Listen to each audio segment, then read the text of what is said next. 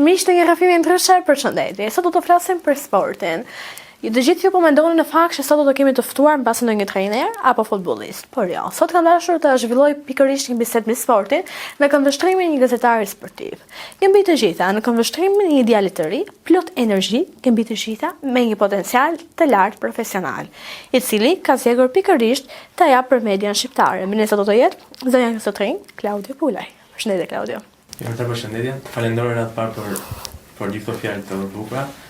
Por unë ti më prezantove si gazetar sportit, po unë në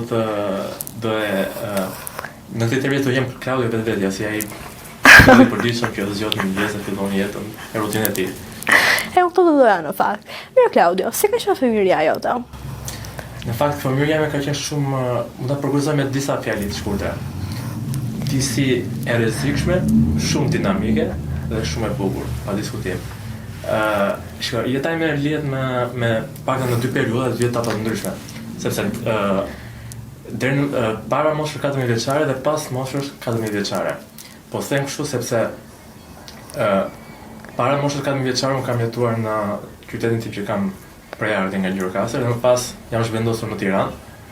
Por para moshës 14 vjeçare përveç Gjirokastrës, një qytet tjetër që ka qenë shumë i lidhur me mua dhe ka qenë pjesë e jetës time ka qenë Durrësi, sepse mamaja ime është prej Durrësit dhe aty jetën edhe nana ime dhe unë shkoja shpesh çdo verë shkoja në Durrës dhe kujtimet e mia të fëmijërisë më të bukura kanë qenë mes Gjirokastrës dhe Durrësit. Unë jam fëmia më i vogël në një familje me 5 anëtar, kam një vlla që është 10 vite më i madh se unë dhe motra që pashtu është më e madhe se unë dhe gjithashtu jam ndaj.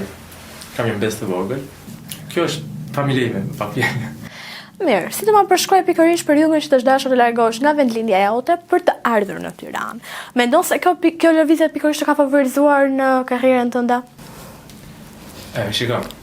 Ardha në Tiranë fakt ka qenë një ardhje më shumë e detyruar, sepse babai im punonte oficer në Burgje dhe atë kohë erdhi transferi në Tiranë dhe së bashku me babin u transferuan ne të gjithë për të jetuar në Tiranë. Sigurisht fillimet kanë qenë shumë të vështira, sepse më nda shumë kohë që të përshtatesha jetën e re në Tiranë. Gati rreth 2 vite ka qenë shumë e vështirë përshtatja në Tiranë. Ndoshta për edhe tipi tim që kam qenë disi introvert apo pak më i mbyllur me botën e jashtme, por që ja dola dhe sot sigurisht ardha në Tiranë ka ndikuar tek pjesa e profesionit tim dhe rruga që zgjodha më tej. Sigurisht, duke pa parasysh edhe Gjirokastra që është një qytet i vogël dhe nuk ka shumë normalisht. Nuk ka shumë hapësira për të pasur, për të krijuar diçka të ëndër. Por që sigurisht Tirana dhe kryeqyteti të ofron shumë mundësi dhe pa diskutim. Mirë Claudio, si lindi pasioni yt për gazetarin? Ishte rastësi apo ti ëndrroj që fëmijët ishe gazetar? Nuk do të mendoj kur të isha gazetar, duke njohur tipin që kam, nuk e mendoj kur të isha gazetar. Isha thjesht rastësi. Në fakt, gazetarinë e holla si shkollë, si një ndër opsionet, por që nëse do filloj për gazetari, ishte thjesht e shjas një trampolin për të arritur diçka tjetër, një studim tjetër. Por them drejtën, qelloj shumë mirë, jam i lumtur tani tek këtu ku jam. Mirë, unë di që ti ke filluar në fillim fare në Euronews. Më pas ke punuar në një portal, aty ke mbuluar pikërisht kronikën e zezë. Si është raportosh për kronikën e zezë? Raport do nis me Euronewsin, si kam nisur. Ka qenë maj i vitit 2021. Ka qenë direkt pas zgjedhjeve të përgjithshme, atëherë zgjedhjet e prillit. Nëpërmjet një miku im më sugjeroi dhe më njohu me një person në Euronews dhe aty shkela kom në parë në një media dhe të shkoja si funksionon media. Në fillim më dukej vetja shumë abstrakt dhe shumë e çuditshme çfarë po bëjmë këtu, se nuk isha mësuar sigurisht, por pak më vonë kuptova që nuk ka asgjë të vështirë, apo nuk ka asgjë që nuk arrihet, kështu që u integrova, arrita të mësoj shumë gjëra perandej dhe sigurisht që më ndihmoi dhe më tej për të vjuar karrierën. Me që përmendet për pjesën e portalit dhe kronikën e zezë. Duke qenë se kam pasur akses apo kam pas burimet në për letëri policia apo dhe nëpër prokurori gjykata dhe kjo më ka ndihmuar që tek portali ku punoja unë kisha bërë informacion dhe sigurisht ato dhe kur policia dërgonte nëpër aksionet e saj dërgonte nëpër grupet e punës, foto, video apo dhe njoftimet për shtyp. Kjo më ndihmoi që të punësosha te ky portali pikërisht të mbuloja kronikën e zezë. Ka qenë në fakt ka qenë një periudhë e bukur sepse u njoha dhe në pjesën e webit që duhet të jesh sa më i shpejt në lajmin që të japësh, sepse duhet të përhapi sa më shpejt dhe shpërndasë sa më shpejt që ta shikojnë të gjithë. Është edhe shumë më lehtë për audiencën që në kohë reale ndjek lajmin përmes portalit që nuk ka nevojë të ri para televizorit, të hapur ekranin dhe të shohë lajmin që ti sapo e ke serviruar. Mirë, tani je në Ora News. Dhe mua bën përshtypje diçka. Nga kronika e zezë, jam i mbulon kronikën sportive. Pse kjo zgjedhje? Shiko, në Ora News ka filluar në fakt, fillimet e mia në Ora News i kam pas 3 vite më parë, dhe atëherë kam nisur punën si redaktor i lajmit fundit, që bëja titrat. Dhe më pas, unë angazhohesha sepse kisha dëshirën, thjesht unë nuk e qëse pothuajse çdo i ri ndjek sportin, unë ndjekja sportin shumë, kështu që unë kisha dëshirë bëja për veten time kronika sportive dhe ja u paraqisja ku redaktorit dhe aty i pëlqeni si bëja. Edhe më ishte periudha kur ndërhoi kampionati botror Katar 2022. Dhe në atë kohë më propozua sepse kisha nevojë për një gazetar sporti që të mbulonte pjesën e emisionit në kohë reale, kishte ditë për ditë emisioni ishte shumë i urrëtë, shumë intensiv dhe kisha një hapësirë për gazetar sporti. Dhe sa të kërkoj dikush nga jashtë apo një person tjetër, unë isha i brendshëm aty dhe dija si funksionojnë gjërat dhe si funksionon të gjithë skema apo gjithë programacioni i televizionit ku punoj aktualisht Ora News. Dhe më propozuar që të merja pjesë dhe të bësha pjesë e emisionit e gazetar sportiv kryesisht.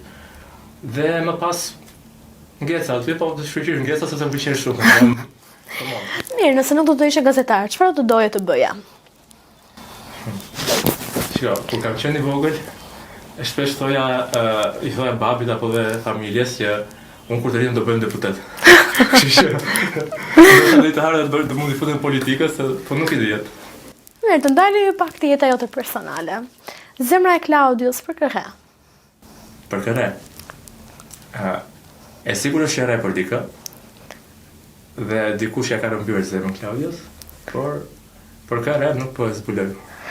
Po mirë, më le të na kuptoj që në një marrëdhënie, një gazetar sporti si Klaudio, a është romantik? Në perspektivën time jo, por nga personi që më ka rëmbyer zemrën, po. Mirë, me që unë po ndalem tek opinioni i saj, dhe po besoj të çaj o thot. Me shi romantik, bën në këtë momenti një dedikim live për partneren tënde, mbase do ta ndjek këtë intervistë. Çfarë do t'i thoja? E voglejme, ti e gjithçka që unë kam në këtë botë, të dua shumë. Është shumë e vështirë realisht. Është shumë e vështirë. Ndryshe prapa kamerës, po para kamerës shumë e vështirë. Ta thosh. Mirë. Cili është momenti më i vështirë gjatë raportimeve të tua? Atëherë, unë ta përmenda pak që jam tipi që nuk jam mësuar shumë që të shfaqem publikisht, apo më ka pëlqyer më shumë jeta private. Dhe pjesa më e vështirë tek raportimi sigurisht kjo që duhet desh gjatë kohës para kamerës. Duhet të mbash një qëndrim gjithmonë para kamerës për të qenë sa më koherent dhe sa më korrekt para publikut që ndjek, pa diskutim. Por që sigurisht ka problemet e veta, për shembull, raportimi i parë ishte pothuajse kur ka qenë periudha kur luheshin ndeshjet e Ligës së Kombeve dhe do të raportoje për ndeshjen Shqipëri-Çeki. Atëherë duhet kishim një lidhje në para ndeshjes dhe pata një problem teknik. Gjatë kohës kisha bërë prova të drejtën për pjesën e kufjeve. 5 minuta para se të hyja në transmetim, që isha live, kufjet u fikën dhe nuk u ndezën më. Dhe ishte shumë stresuese për mua një të kohë sepse ishte të raportimi i parë, ishte dalaj me parë teren dhe nuk dje çfarë të bëja, nuk isha i mësuar me... Pra pas ka nisur me këmbën ters. Ka nisur shumë ters. Dhe pastaj lidhjet shkuan më pas e mora vetë lidhjet shkuan mirë, po ajo që bëm ishte thjesht komunikonim me më shkruan edhe vetë drejtori nëpërmjet WhatsApp-it. Më thosh ai fol edhe unë thjesht flisja, po nuk e dija fare, nuk isha fare audio në studio apo speaker që më bënte. Ja nuk e kisha idenë për çfarë ishte. Thjesht po flisja, nuk e dija kur çfarë do të thoja, po kështu po thjesht isha gjatë kohës raportim, po ecja del bulevard atë kohë që po shkoja tek stadiumi, duke marrë tifoz, duke intervistuar persona të tjerë. Dhe thjesht nëpërmjet një komunikimi në WhatsApp, fol, mos fol, ndalo apo prej apo kaq. Dhe ishte shumë, po që si raportim në fund të ditës, shkoj, u mbyll nata dhe... Mirë, nëse do të kisha mundësinë të intervistoj pikërisht një lojtar të huaj, cili do të ishte ai? Nuk është një disa në fakt, po pa diskutim dy lojtarët më të mëdhenj që kanë bërë epokë janë Cristiano Ronaldo dhe Lionel Messi, kështu që të doja të kisha intervistë këta dy, pse jo të ndyshe, të dy njëjtën kohë. Ti pyetja një datë pyetjet gjithsesi se si mendonte. Ishte shumë diçka brillante. Mirë, gjatë 3 viteve si gazetar, cili mendon që ka qenë lajmi më i bujshëm që ke realizuar? Lajmi më i bujshëm nuk do i quaja, por gjatë kohës kur do fillojnë kualifikueset për kampionatin botëror dhe Shqipëria do shpathe listën dhe trajneri Silvinjo do shpathe listën e lojtarëve që kishte grumbulluar. Bëri fakt një emër. Një lojtar nga Kosova me emrin Ednik Bruti. Në Kosovë ndërkohë në portale dhe mjeta po shkruanin, por në Shqipëri akoma nuk ishte bërë aq shumë publike dhe nuk vetëm disa portale nuk kishte shkruar, por në media televizive në të për emisione të thuara apo nuk e kishin përmendur. Qelloi që unë isha i ftuar te televizioni ku punoj, që isha i ftuar atë natë kur kishim të do flisim pikërisht për. Pra po i bëj respektin vetes në një formë. Deri më po. Por që qelloi që unë isha i ftuar atë natë dhe kur më pyeti moderatori Klodi që nëse ka ndonjë emër apo diçka çfarë po ndodh brenda kombëtares, unë pikërisht përmenda emrin e Ednik Bruti që ndërkohë Kosovë kishte bërë najmin dhe jo vetëm kishte bërë najmin, po ai po cilësoi si tradhtar dhe si njeri i ligë, çfarë s'po ndodhte aty. Dhe në Shqipëri në fakt ndoshta i pari apo ndoshta ndër të parë që kam thënë, e kam përmendur në studi televiziv që ky personazh po bën bujë dhe emri i këtij lojtar po bën bujë. Dhe u shpërnda lajmi gjithandej. Mirë, Klaudio, më jemi te kombëtarja, sipas teje, arrin të kualifikohet në botëror? Ajo që mendon vërtet, ajo që dëshiron të çdo shqiptar, kjo është ideja. Ajo se ti e shen në syrin tënde profesional. Në syrin tim profesional është shumë e vështirë. Shko, në futboll nuk bën të parashikojmë. Është një top, janë 22 lojtarë, 11 për një skuadër, 11 për skuadrën tjetër, kështu që nuk e di çfarë ndodh. Dëshira jote më e madhe sigurisht është të shkojmë në botëror, por që kemi përpara. Është pak se të pamundur. Të pamundur jo, se nuk në futboll ekziston shpreha kurr mos thuaj kurr. Kështu që gjithçka është e mundur. Ne kemi përpara ndeshjet me Serbinë dhe Letoninë, kështu që nëse ne arrim të marrim 6 pikë plota të fitojmë këtë ndeshje, ne kemi shumë shanse reale të shkojmë në botëror. Mirë, ku është veten Klaudio pas 10 vjetësh? Apo shumë larg. Ta thash pak më parë që kur kam qenë i vogël, kur më pyesin çfarë do bësh kur të rritem, më thotë do bëj deputet. Kështu që ndoshta pse mund të bëj deputet. Unë uroj shumë të kemi një gazetar i cili na përfaqësoj pikërisht në parlament. Shpresoj. Klaudio, ishte kënaqësi, unë të falenderoj. Shumë faleminderit. Ishte kënaqësi për mua. Në daljen time të parë, në intervistën time të parë. Mirë pra miq, ky ishte Klaudio, faleminderit që na ndoqët, ishte kënaqësi.